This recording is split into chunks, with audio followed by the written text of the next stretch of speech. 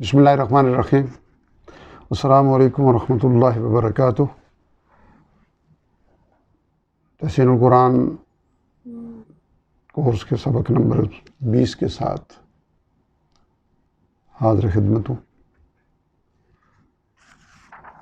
پچھلی نشست میں ہم نے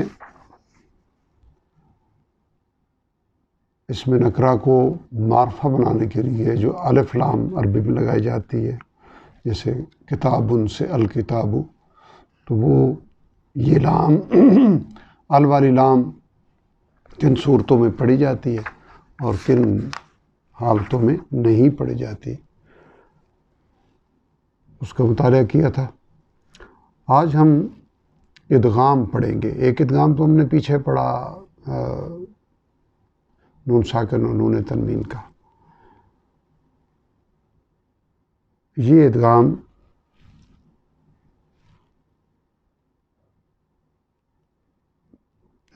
ایک ہی جیسے حروف کا یا قریب المخارج حروف کا آپس میں ادغام انشاءاللہ پڑھیں گے تو اس کی وضاحت ہو جائے گی، کیونکہ اس میں تشدید کا عمل دخل ہے، اس لیے پہلے ہم گو کہ یہ چیز بھی پیچھے ہم پڑھ چکے ہیں کہ تشدید کیا ہوتی ہے۔ تشدید دراصل ایک ساکن اور ایک متحرک حرف کے ادغام کو ظاہر کرتا ہے۔ تحسین القرآن کے صفحہ نمبر 50 پہ ہم پڑھ رہے ہیں ادغام۔ جیسے صدقہ، اصل میں صدقہ ہے، یعنی صاد زبر دال صد، دال زبر دا اور کاف زبر کا۔ تو اس صدقہ کی دال ساکن کو بعد والے دال متحرک میں ادغام کر کے اس کی شکل یہ بن گئی صدقہ، دال کے اوپر شد ڈال کے۔ لیکن بعد ادغام ایسے بھی ہوتے ہیں کہ ساکن حرف لکھا ہوتا ہے لیکن فی الحقیقت پڑھا وہ حرف جاتا ہے جو اس کے فوراً بعد مشدد ہو۔ اس قسم کے ادغام کی 3 صورتیں ہوتی ہیں۔ ادغام میں مثلین، یعنی ایک ہی حرف 2 جگہ پہلے ساکن دوسرا متحرک ہو۔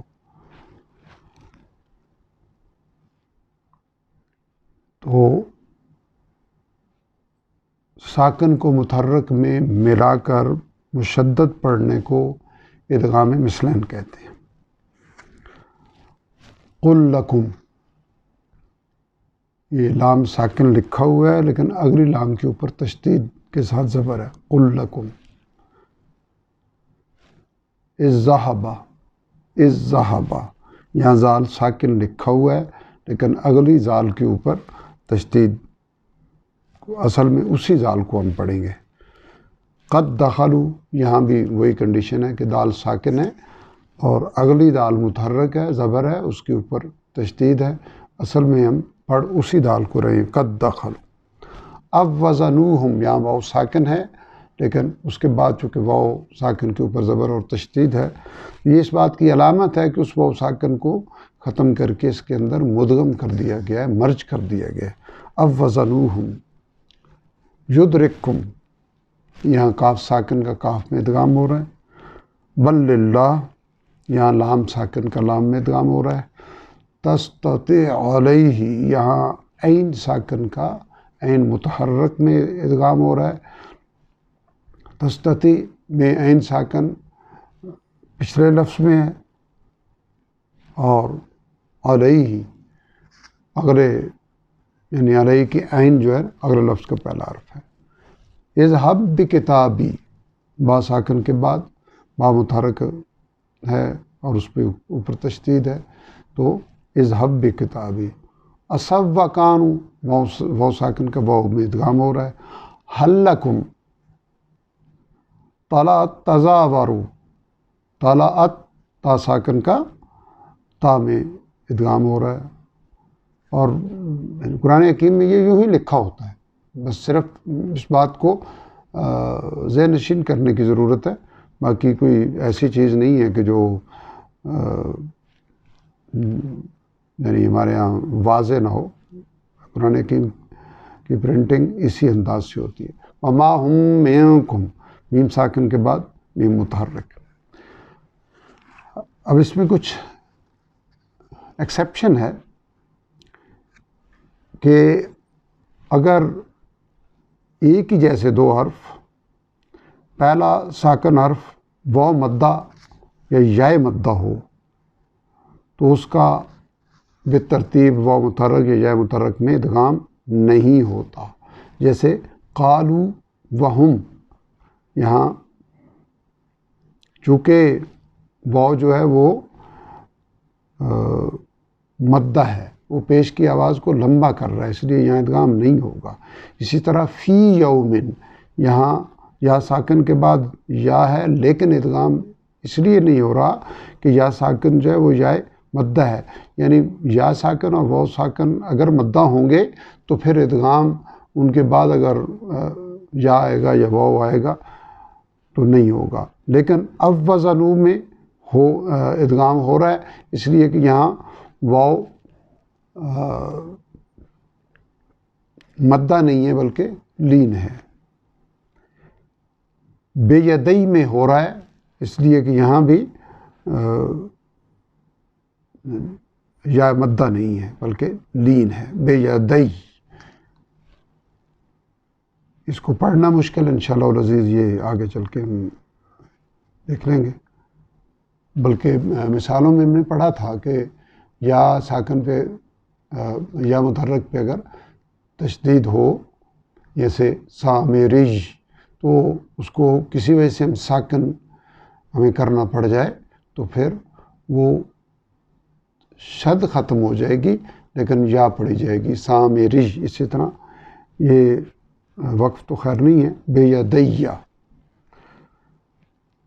تو یہ ایکسیپشن ہے کہ واو ساکن اور واو متحرک جب مدہ کے طور پہ ہوں گے تو ان کا بعد میں آنے والے واو یا یا میں ادغام نہیں ہوگا. اب ایک قسم ہم نے پڑھ لی ادغام مثلین، دوسری ہے ادغام متجانسین، یعنی ایسے حروف جن کی جنس ایک ہی ہو، یعنی جو ایک ہی مخرج سے ادا ہو رہے ہوں، وہ اس طرح جمع ہو جائیں کہ پہلا ساکن اور دوسرا متحرک ہو تو ساکن کا متحرک میں ادغام ہوگا. اسے ادغام میں متجانسین کہتے ہیں. جیسے ما فرطت، فرطت تو ساکن کے بعد، یعنی تو ساکن کے بعد تا متحرک ہے، یعنی تو کے بعد تے متحرک ہے تو تو کا ادغام ہوگا تا میں. اس میں بھی ایک ایکسیپشن ہے جو اینڈ میں انشاءاللہ جا کے دیکھ لیں گے. ما فرطتم، ابدتم، دال اور تا کا ادغام جیسے آپ جانتے ہیں یعنی ان کا مخرج ایک ہی ہے، تو ابدتم دال کا تا میں ادغام ہو جائے گا تو ابدتم نہیں پڑھا جائے گا بلکہ ابدتا، ابدتم. اذ ظلموا، زال اور وا، زال اور زوا یعنی تو زوئے والا زوا، ان کا مخرج ایک ہی ہے. وجدتموہم دال اور تا کا، بسطت تا اور تا کا. ارکم معنا، یہ با اور میم دونوں کا مخرج ایک ہے تو ارکب اصل لکھا ہوا ہے ارکب معنا، لیکن پڑھیں گے کیا؟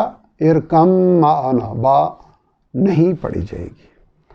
یلحظ ذالک، یلحظ ذالک، یہ سا اور زال کا مسئلہ ہے، دونوں کا مخرج ایک ہے تو ہم کیا پڑھیں گے؟ یہاں سا نہیں پڑھی جائے گی بلکہ تشدید والی زال یلحظ ذالک پڑھی جائے گی. اور قالت طائفۃ، یہاں تا اور تا کا ہے. ابتا دال اور تا کا ہے. قد تبین دال اور تا کا ہے. اخذت تا اور تا کا ہے. اجیبت دعوتکما، اصل میں تھا اجیبت تا، اس کے بعد چونکہ دا متحرک ہے یعنی دال متحرک ہے تو اجیبت پڑھا جائے گا. اجیبت دعوتکما. اسکلت دعو اللہ، یہ اسکلت تھا یعنی تا کے ساتھ، لیکن دال پہ چونکہ دونوں کا مخرج ایک ہے، دال پہ شد ہونے کی وجہ سے اسکلت اللہ یہاں ہم پڑھیں گے۔ ایکسیپشن میں نے عرض کیا تھا، ایکسیپشن اس میں یہ ہے کہ اخذت، مسدت، فرت اور فرتم کو پڑھتے ہوئے، چونکہ توا ان چاروں میں پہلے توا ہے بعد میں تا ہے، آپ کو معلوم ہے کہ توا موٹا ہے اور تا باریک ہے، تو اس میں توا کو یعنی ادغام تو ہوگا، لیکن جو حرف کی اصلیت ہے، جو اس کی ذاتی ایک صفت ہے، اس کو بھی قائم رکھنا ہے، تو اس کو اس طرح کریں گے کہ توا کو موٹا پڑھ کے اس کے بعد باریک تا پڑھیں گے، البتہ توا کو ساکن سمجھ کے اس میں کلکلہ نہیں کریں گے، اور اس قسم کے ادغام کو ادغام ناقص کہتے ہیں۔ یہ ٹرمنالوجی ہے، بھلے نامی ذہن میں رکھیں تو کوئی حرج نہیں ہے، اور یہ دوبارہ ذہن میں تازہ کر لیں کہ یہ جو صفات ہم پڑھ رہے ہیں یہ تحسین الصوت والی ہیں، یعنی آواز میں حسن پیدا کرنے کے لیے۔ اگر کسی مشقت کی وجہ سے یا صحب کی وجہ سے، بھولنے کی وجہ سے رہ جائیں تو گناہ کا ارتکاب نہیں ہوگا۔ اس کو لانے خفی کہتے ہیں، یعنی چھوٹی غلطی۔ تو اس کو کیسے پڑھیں گے؟ اخذت، اگر ادغام یعنی ادغام ہم کر رہے ہیں لیکن پا کو موٹا پڑھ رہے ہیں، لیکن کلکلہ اگر ہم یہاں کریں اخذت تو یہ غلط ہو جائے گا، پھر یہ ادغام نہیں ہوگا۔ اخذت پا کو موٹا پڑھ کے پھر تا کو باریک پڑھنا ہے۔ فرت، بسطت،